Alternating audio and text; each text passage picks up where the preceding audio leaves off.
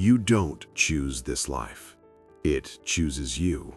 And once it does, there is no version of you that exists outside of it. Level 1. The envelope. It's 1952, Brooklyn, New York. You're 17 years old. Your father works the docks, your mother works the laundry, and every Friday, the lights in your apartment flicker because someone forgot to pay the bill. Then one day, a man named Carmine stops you on the corner of Atlantic Avenue. He's wearing a suit that costs more than your father makes in a month. He doesn't threaten you. He doesn't recruit you. He just smiles and says, "You look like a smart kid." Then he hands you an envelope. Deliver this to the barbershop on Union Street. Don't open it. Don't be late. That's it. No explanation, no contract, no warning. You deliver the envelope. 20 minutes later, you're back on your corner with a crisp $10 bill in your pocket. $10 for a 10-minute walk. You don't ask what was inside. You already know you'll say yes next time. Level 2. The corner. 3 weeks pass. Carmine finds you again. This time, it's not an envelope. It's a corner. You stand here, Tuesday through Saturday, noon to 8. You watch. You remember faces. You say nothing. So you stand. You watch the men in suits come and go from the social club on the corner. You learn their names without being told. Sal, Paulie, the guy everyone calls Two Fingers for obvious reasons. You learn what silence means in this world. It means loyalty. It means you can be trusted. By the end of month 1, you're making $40 a week just to stand on a corner and keep your mouth shut. But you're also learning something else. This neighborhood, your neighborhood, isn't run by the police. It's run by these men. The cops nod at them. The judges eat dinner with them. The city belongs to them. And for the first time in your 17 years on this earth, you want a piece of it. Level 3. The test. Carmine sits across from you in a booth at a diner on Flatbush Avenue. He orders coffee. He stirs it slowly. He doesn't look at you when he speaks. There's a man on Nostrand Avenue. He owes money. He's been avoiding our friend. We need you to remind him. You ask what that means. Carmine finally looks up. It means he needs to feel uncomfortable. You find the man, a tailor named Moretti, closing up his shop at 9 p.m. You don't hit him. You just stand in his doorway and say the name. Just the name. That's all it takes. Moretti's face goes white. His hands shake. He reaches into the register and pulls out a roll of bills without a word. You walk back to Carmine. You hand over the money. He counts it, peels off 2 bills, and slides them across the table to you. You did good, he says.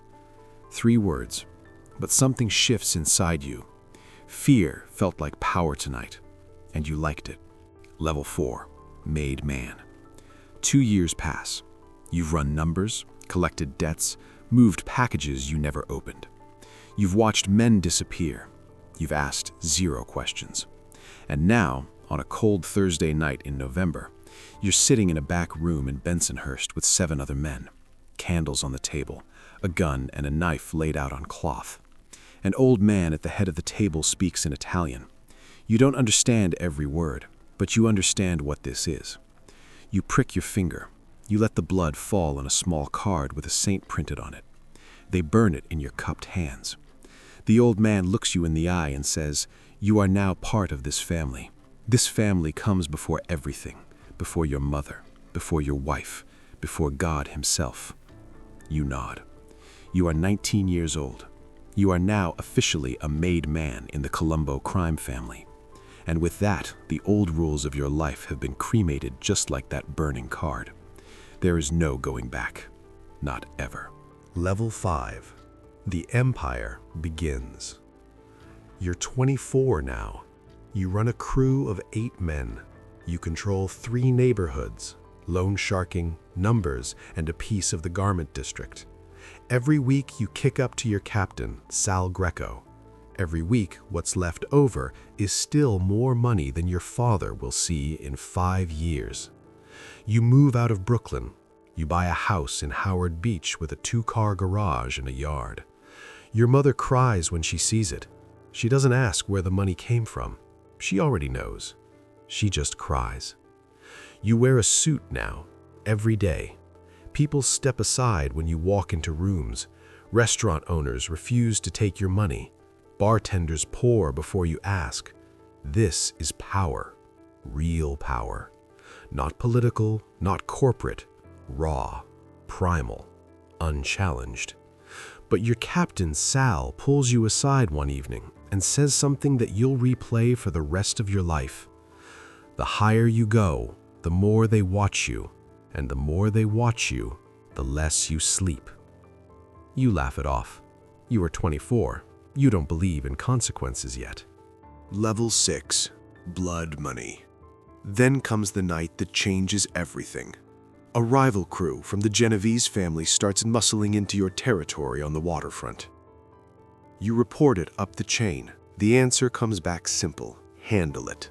2 words. You know what they mean. You sit in your car for 3 hours outside a social club in Red Hook.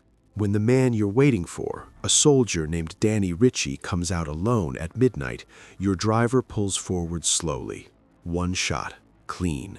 Fast. You don't look back as the car pulls away. You throw up twice on the ride home. But by morning, you've built a wall around that moment, brick by brick, and you never take it down. The family notices. Your captain, Sal, tells you the boss wants to meet you. A sit-down. The kind you don't refuse. The kind that means your life is about to expand or end. Level 7. The table. The boss is a man named Vincent Alloy. He's 63. He's been running the family for 11 years without a single federal indictment. He eats slowly. He speaks less. You sit across from him in a private dining room up of a restaurant on Mulberry Street. He asks about your operation. You answer precisely. He asks about your loyalty. You answer simply. Then he leans forward and says, "I'm making you a capo. 40 men. Full territory." You answer only to my underboss. Captain. You are 27 years old. You are now one of the most powerful men in Brooklyn. Your cut alone is over $200,000 a year. Your name carries so much weight that disputes are settled just by invoking it. But that night, alone in your car, parked outside your house, you sit for 20 minutes and you do something you haven't done since you were a child. You cry.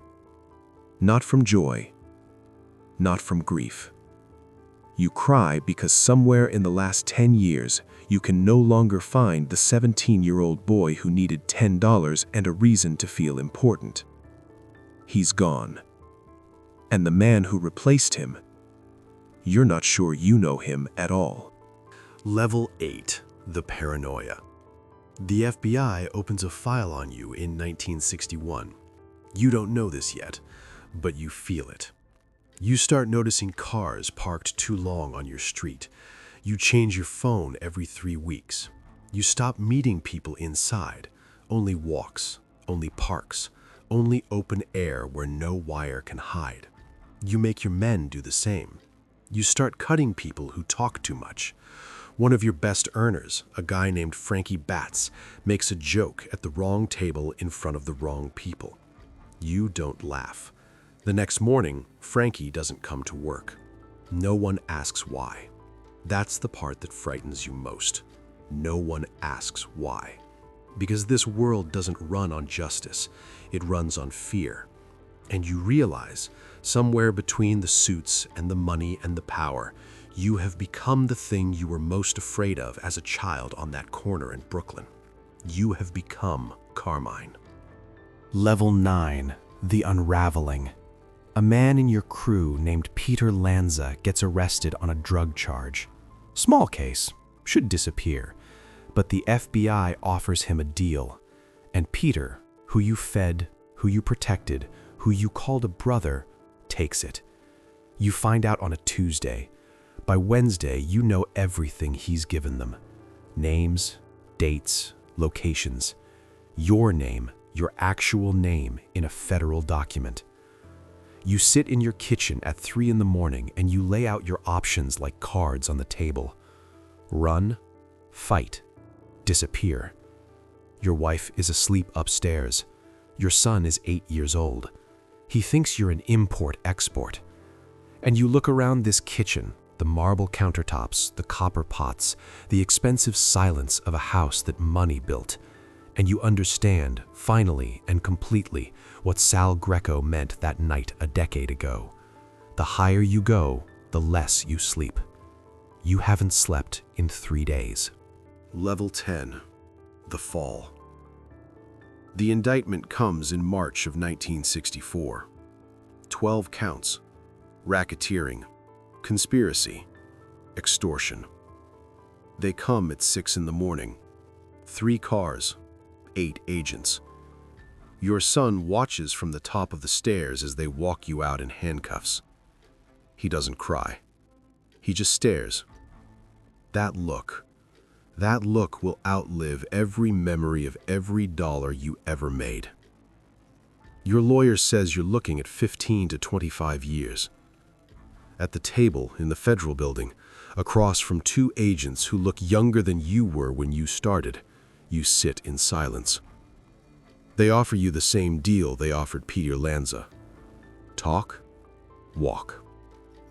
And for the first time in your entire life in this world, you feel the full, terrible weight of that decision. Because if you talk, you live, but everything you gave this world, every oath you burned into your blood on that cold November night, means nothing. And if you stay silent, your son grows up without a father, the same way you did. You don't talk. You do 12 years in Lewisburg Federal Penitentiary. You get out in 1976.